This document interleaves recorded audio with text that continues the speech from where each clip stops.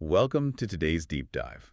Mhm. If you walk through a rapidly growing, booming city, there's almost always that one weird, empty dirt lot right in the middle of downtown. Oh, yeah, just covered in overgrown weeds. Right, it's covered in weeds, surrounded by this like rusty chain link fence. And you always look at it and think, why is that even there? It genuinely looks like a zoning mistake. Like, to Mm. the average person walking by, that patch of weeds provides zero utility. Just a complete eyesore. Yeah.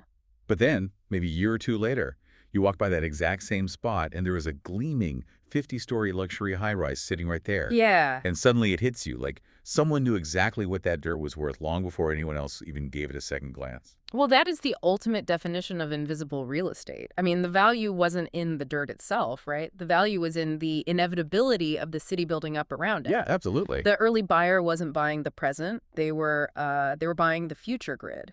And today, we are taking a deep dive into the digital equivalent of that exact dirt lot.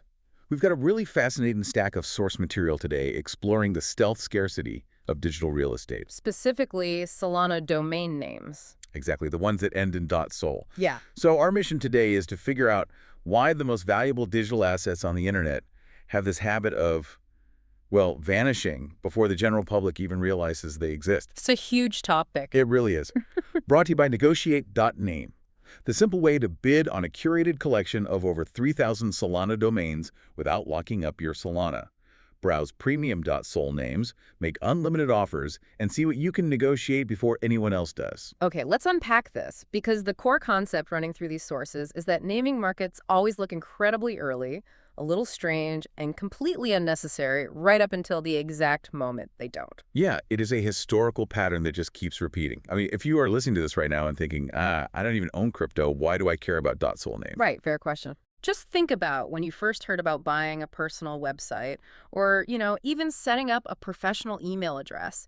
Because to understand what is happening on the Solana blockchain today, you really have to look back at the early .com boom. Oh man, the absolute wild west of the internet. I mean, I remember my first AOL screen name.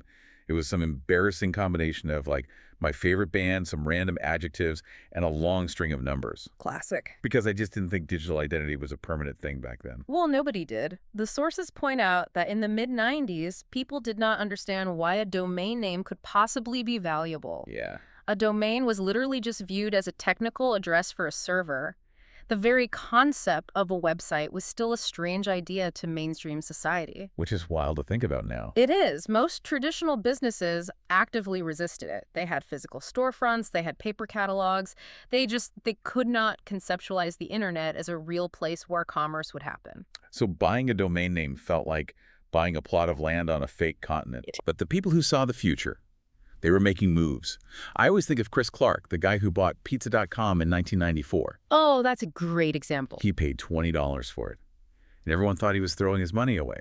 Then, in 2008, he sold it for over $2.5 million. Yeah, and that perfectly illustrates the two distinct phases in naming markets that our sources highlight.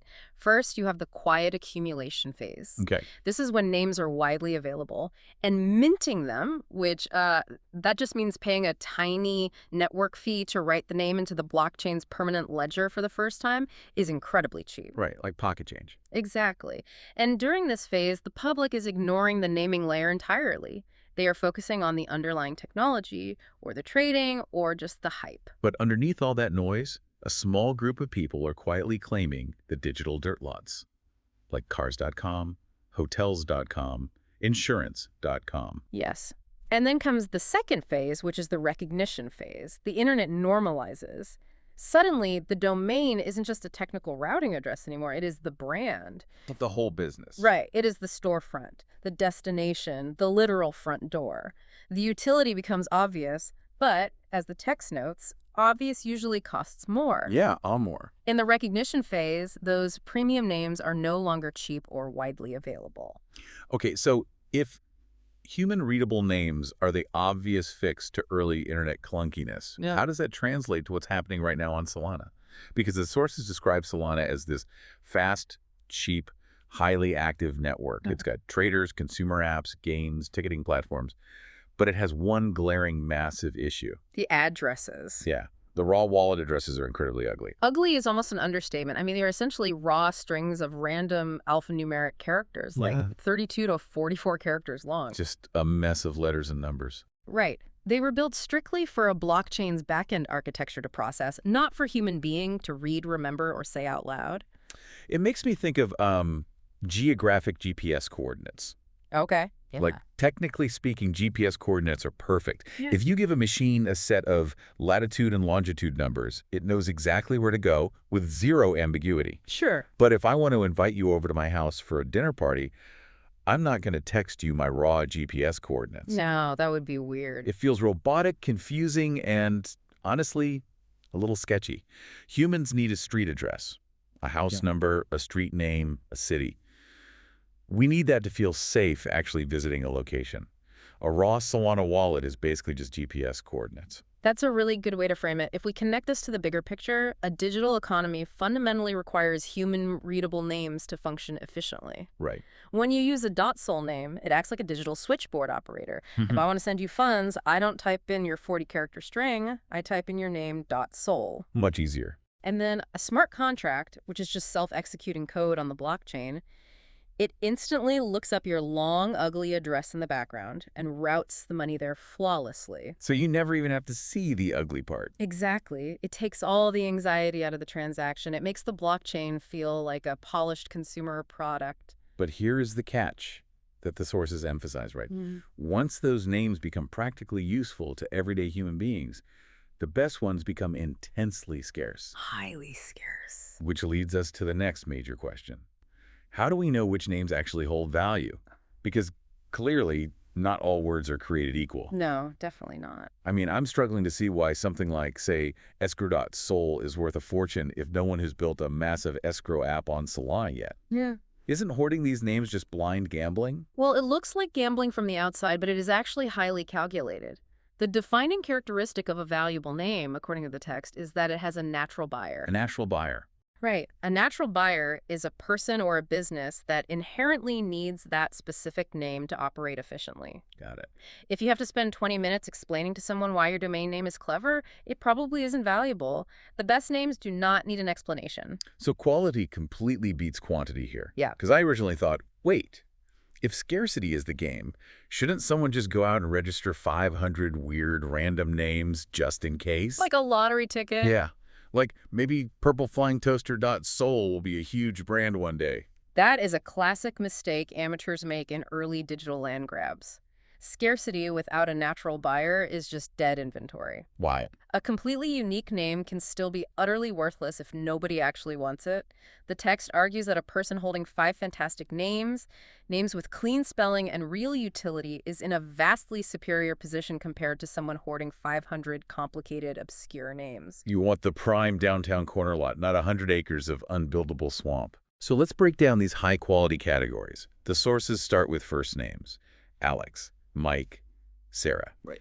The natural buyer there is pretty obvious. It's someone with that name. It's deeply emotional. People want the clean version of their identity. They really do. Like, nobody wants to be Sarah with 8 random numbers if they can just be Sarah.sol. It establishes immediate authority. And then you have short names, so 3-letter or 3-number combinations. Okay. Think of these as digital license plates.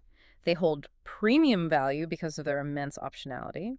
A 3-letter name displays beautifully on a mobile phone screen. It's effortless to remember, and it could eventually stand for anything. Like an acronym? Yeah, an investment fund, a new protocol, a clothing brand. It's a blank slate. Then there are the category names, which the sources call the commercial real estate of the ecosystem. Words like payments, loans, tickets, games, music. Right. So going back to my escrow question, if I own escrow.sol, I'm not gambling on a specific app. I'm betting that the concept of escrow will eventually exist on-chain. Precisely. You are betting on the maturation of the entire financial ecosystem. When a major company inevitably decides to build a trustless escrow service on Solana, they are going to want the ultimate front door for that business. And they're going to have to pay for it. They will need to acquire that front door from whoever had the foresight to register it years earlier. Okay, so we've covered the obvious stuff. Yeah. First names, short combinations, major business categories. But the sources also dive into these sleeper categories that early buyers are accumulating right now. These are my favorite. Yeah, they're fascinating because they are bets on how our behavior is going to change. They're looking at where the utility is going tomorrow rather than where it is today. Payment names are a massive one highlighted in the text. Words like pay, send, tip, cash, invoice, donate. Because they trigger an immediate action in the user's brain. Action, but more importantly, trust. Financial transactions require a phenomenally high degree of psychological comfort. If a freelancer sends you an invoice over the internet and asks you to send crypto to invoice.sol, that feels exponentially safer and more official to a user than sending it to a raw string of random characters. That makes total sense. It legitimizes the interaction. It does. Here's where it gets really interesting, though. The sources talk about AI agent names as the ultimate sleeper category. Yes. Now, we always think of a digital wallet as belonging to a human being. Like, I have a wallet, you have a wallet. But the text suggests that in the very near future, wallets will increasingly belong to autonomous software agents. This represents a monumental shift in how we think about network participants. We are rapidly moving toward a reality where you won't just be executing your own trades. Right. You might have a dedicated trading agent or a shopping agent that hunts for the best prices, or a customer service agent handling refunds. And if these AI agents are transacting on-chain, meaning they are moving money and interacting with smart contracts publicly and permanently on the blockchain ledger, they're going to need distinct identities. I have to admit, the first time I read that, it felt like pure science fiction. It sounds like a movie. It really does. The idea that my personal AI shopping bot might be like negotiating with an airline's AI ticketing bot, and they need to verify each other's identities to avoid getting scammed. Right. But it makes perfect sense. If an AI is acting publicly and handling money, nobody wants to interact with a faceless random wallet string. You want to know its reputation. You want to know exactly which agent you are dealing with. What's fascinating here is that the people quietly accumulating these AI agent names right now, they aren't just buying what exists today. Because it doesn't exist yet, really. Exactly. The market for autonomous AI wallets hasn't fully mainstreamed yet, but these buyers are investing in a thesis. They are buying the probability that the agent economy explodes, and when it does, those non-human agents will absolutely require trusted, readable identities to function in a human world. So they are looking at that dirt lot and already seeing the skyscraper full of AI workers running the economy. And they're buying the naming rights to the lobby. Wow. But this brings us to a major contradiction in the sources. Okay. If all these use cases, the seamless payments, the clean human identities, the AI agents, if they're all so inevitable and so deeply logical, why is the general public always so incredibly late to the party? Good question. Why does this stealth scarcity actually happen? It really comes down to how human psychology interacts with friction. Okay. The public simply does not notice a naming market when it begins. They don't look at infrastructure, they notice when the headlines arrive. Yeah, when it's trendy. Right, they notice when an influencer changes their handle or when a name sells for a ridiculous amount of money. But most importantly, the sources note that the public waits for pain. Pain. You mean actual tangible frustration. Yes. The average consumer does not care about a .sol name until they accidentally copy the wrong raw address, hit send, and permanently lose $1,000. Oh man, the worst feeling. It's terrible. And a business doesn't care about its on-chain digital identity until a customer gets confused and sends a payment to a scammer. Right. Or until the company tries to register their brand name and realizes a teenager in another country already owns it. The pain has to become highly visible to the mainstream first. They need a crisis to force them to adopt the solution. Exactly. But by the time that pain is obvious to everyone and the rush to buy names begins, the best inventory is already locked up. That is the harsh reality of stealth scarcity. The premium assets are already held by what the sources call strongholders. Right. I want to pause on that term. A strongholder versus a weak holder. Yeah. A weak holder is someone who maybe minted a name because they saw a tweet, but they don't really understand its underlying value. They're just following the hype. Yeah. They get desperate for quick liquidity, meaning they just need cash fast to pay rent or buy another token. So they list the name for pennies and take the first lowball offer they get. Exactly. Whereas a strongholder operates on a completely different timeline. They understand the fundamental value of the digital real estate they own. They know what they have. They do. They are pricing that asset for where the ecosystem will be in 5 years, not for whatever the market sentiment is today. They don't need quick cash, so they refuse to sell cheap. So the entire mechanics of the market shift entirely. It goes from a registration market to a negotiation market. Yes. Could you walk us through how that actually works differently? Sure. So in the quiet accumulation phase, the registration market, you are just interacting with the network. You find an available name, you click a button on a website, you pay a tiny $2 network fee, and the smart contract mints the name into your wallet, Super easy. automated and cheap. But in the recognition phase, when you want a name that is already owned, what happens? The game completely changes. The registration fee is irrelevant. Yep. You now have to find the owner, discover they want, say, $10,000 for it, and engage in peer-to-peer negotiation. Ouch. Right. You use an escrow smart contract to safely lock up your funds and swap the asset, but the price is entirely dependent on human psychology. You have to convince a strongholder to part with their property. So what does this all mean for someone navigating this space today? Oh, Ultimately, acquiring a premium .sol name right now, during this relatively quiet window, is a massive leverage bet on Solana itself. yes. It's a bet that the network continues to scale, that consumer applications keep launching, and that AI agents become normal participants in the economy. Exactly. And if that thesis plays out, and human-readable names become the default user experience, these names transform from weird digital collectibles into the foundational digital addresses everyone wishes they had secured earlier. This raises an important question about how we view emerging technologies, because the strangest thing about naming markets is the paradox of hindsight. The paradox of hindsight. Yeah. In 5 years, if the ecosystem fully matures, the winners will look completely obvious. The public will look back and say, well, of course, three-letter names mattered. Of course, payment verbs and first names were incredibly valuable. But right now, Mhm. today, people are arguing that it's too niche or the market is too small or raw wallet strings are, good enough. Right. The obvious winners only look obvious after they are no longer easy or cheap to acquire. The strongest buying opportunity in any asset class always happens when the market feels slightly uncomfortable, uncertain, and messy. Yeah. If the utility were already obvious to everybody, the opportunity would already be priced in by the market. So what stands out to you when you look at the names still available today versus what might be needed tomorrow?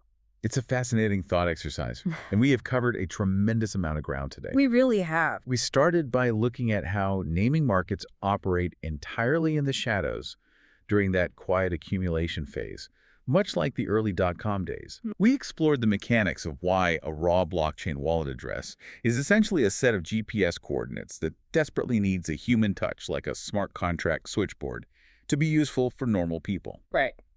We broke down how betting on short names, category names, or even AI agents is really a calculated bet on the future maturity of the entire Solana ecosystem. And we dug into the crucial difference between blindly hoarding hundreds of random dead-end names versus holding truly scarce, high-quality assets that have natural buyers waiting in the wings. Which brings us back to you, listening right now. Yeah. The core takeaway here is that the broader public is always late because they wait for friction to cause actual pain. Yes. They wait for permission from the mainstream before acting. But the strongest opportunity usually materializes before that utility is crystal clear to the masses. So think about your own digital footprint. In a few years, when crypto wallets are as ubiquitous and necessary as email addresses, will your digital identity be something you actually chose with intention? Oh, that's a good point. Or will it just be whatever awkward, leftover, hyphenated string of characters you were forced to settle for, simply because the early adopters negotiated all the prime real estate away while you were waiting for permission? Yeah. And consider this final thought, which isn't even touched on in the sources. What happens when these digital identities outlive us? Wait, really? Yeah, we are approaching an era where a premium digital name might be passed down through generations. Will we start seeing digital inheritance wars over a single .sol name because it holds the reputation and financial history of an entire family lineage? The value of these names might extend far beyond our own lifetimes. Wow. A digital family crest. A lingering, slightly terrifying question for the road. Definitely. The dirt lot is empty right now, but the high-rise is coming, and it might just be passed down to your grandkids. Thank you so much for taking this deep dive into the sources with us today. Thanks for listening. Until next time, keep exploring, keep questioning, and we will catch you on the next deep dive.